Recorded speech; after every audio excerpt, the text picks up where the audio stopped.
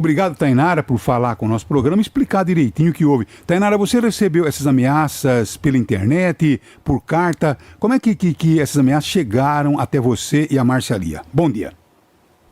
Bom dia, Madalena. Bom dia a todos os ouvintes do Jornal da EP. Muito importante poder falar com o líder de audiência aqui em Araraquara e toda a nossa região para falar sobre esses casos que a gente recebe ameaça com frequência, viu, Madalena? Essa não foi a primeira vez. A gente recebe essas ameaças por e-mail, inclusive dessa vez chegou num sábado, né, perturbando aí o nosso final de semana. Nós estávamos em trabalhando, mas acende-se alerta, né? Quando um agressor, quando uma pessoa manda um e-mail dizendo que vai entrar na Assembleia Legislativa, descrevendo qual é a arma que vai assassinar as deputadas, que vai estuprar as deputadas, e pior, Madalena, nesse caso teve um requinte de maldade. A deputada Andréa Werner pediu até para que fosse enquadrado também no crime de capacitismo, porque o filho dela é autista, né? E neste e-mail diz então que vai estuprar o filho dela, quebrar todos os dedos dele, esmagar os dedos dele, com requinte de muita maldade, nesse meio, provocando terror entre as deputadas, provocando ali um ambiente de instabilidade, de insegurança, para que a gente exerça a nossa função de legislar, de fiscalizar o governador do estado, para que a gente tenha medo de sair nas ruas, tenha medo de exercer a nossa função, que fomos eleitas legitimamente para isso. Mas, Madalena, é importante colocar para você, para toda a bancada do Jornal da IP, que esse tipo de ameaça é recorrente. A novidade para mim, nesse momento, é que as deputadas de direita também foram ameaçadas. Normalmente, quem recebe esse tipo de e-mail do gabinete do ódio, né, da Deep Web, desses grupos masculinistas, são as deputadas de esquerda, são as deputadas negras, são as deputadas LBTs. Então, a novidade para mim, neste caso, foi a questão das deputadas de direita também terem sido ameaçadas. Agora, viu, Tainara, o caso aconteceu no sábado, final de semana. Agora tivemos a semana inteirinha, segunda, terça, quarta, quinta inteirinha, para a evolução das investigações. Você ficou sabendo alguma coisa? Evoluiu alguma coisa? A polícia e o Ministério Público têm alguma pista para chegar ao elemento ou ainda está muito crua a situação? Não, Madalena, evoluiu bastante, porque na própria terça-feira as deputadas, tanto de esquerda quanto de direita, de centro, todas se reuniram com o presidente da Assembleia Legislativa, às 5 horas, lá na Assembleia. Nós discutimos quais eram os rumos que nós queríamos dar para essa investigação, né? E também o delegado da Assembleia já colocou a gente a par do que já foi feito, né? Que foi identificado o indivíduo, e eles usam, Madalena, um recurso que inclusive eu já fui vítima dele, que é você usar o CPF, você usar o nome, o endereço de e-mail de outra pessoa. E por que eu digo vítima disso? Porque quando eu divulguei no começo da legislatura que eu fui vítima também, né, de ameaças, eu acabei sendo processada, isso é público, eu estou sendo processada por um homônimo, né, um cara que tem o mesmo nome, enfim, por exposição, porque não foi ele, né, foi um cara que usou o endereço de e-mail falso, que usou o CPF, o endereço, enfim, para imputar crime a outra pessoa, né? Eu estou sendo processada por danos morais nesse caso. Então, foi identificado um cidadão que é sim um hacker, que é sim uma pessoa que transita na Deep Web, que também faz parte de grupos masculinistas. Quando você entra na rede social desse cidadão, você vê que ele faz várias postagens contra políticos, né?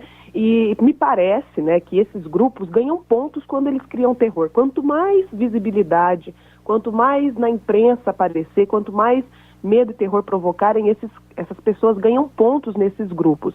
Então, avançou, já apreenderam o celular, o computador do indivíduo, falaram com os pais do indivíduo, com o próprio indivíduo, e está sendo feita uma investigação com bastante celeridade, dada a exposição por serem, né, quase 30 deputadas aí ameaçadas de morte e estupro. Quer dizer, é uma questão machista realmente, alguma coisa que... Aliás, tem tudo, né, Luciana? Tem racismo, tem misoginia, tem machismo... LGBTfobia... Tem tudo num elemento só, não? Tainara, e você disse que são recorrentes essas ameaças, né? E parece que a coisa vai sendo naturalizada, é só mais uma. Ao longo dessa atuação, especialmente quando você chega à Assembleia, nunca teve um indivíduo preso, identificado? Porque eu me lembro de um evento que você esteve em Brasília, que você foi diretamente ameaçada. Se eu não me engano, até ameaçaram de soltar uma bomba no encontro LGBT, de discussão de política LGBT. Não foi isso? Logo no início, depois da sua eleição.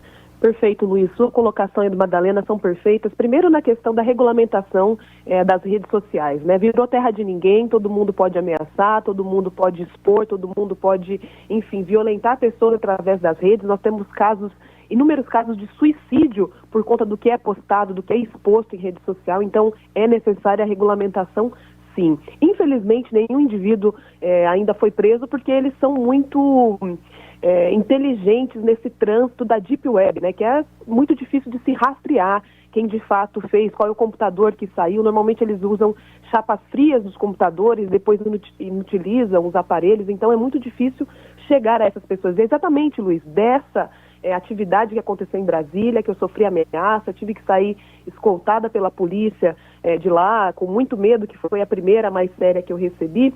É exatamente deste caso que eu estou sendo processada, porque quem mandou o e-mail usou o homônimo, e aí a pessoa que foi identificada em Jundiaí, né, por exposição, enfim, acabou me processando aí por danos morais, que é um absurdo, que é um real absurdo, de fato. Eu estava exercendo o meu trabalho, minha função, sem ofender, sem atacar ninguém, e acabei aí sendo vítima desse tipo de ameaça. Agora, o que a gente não pode é o que você coloca, Luiz, naturalizar a ameaça. Eu não estou dizendo que não vai acontecer nada, ou que vai acontecer, mas a gente vive com medo, né? Na ocasião, quando eu fui ameaçada pela primeira vez, eu disse que o medo não me paralisaria, né? Porque senão você não vai trabalhar, senão você não vai ao mercado, você não sai, porque a figura pública está a todo momento exposta. Agora, a gente precisa que o Estado tome uma postura diante disso, né?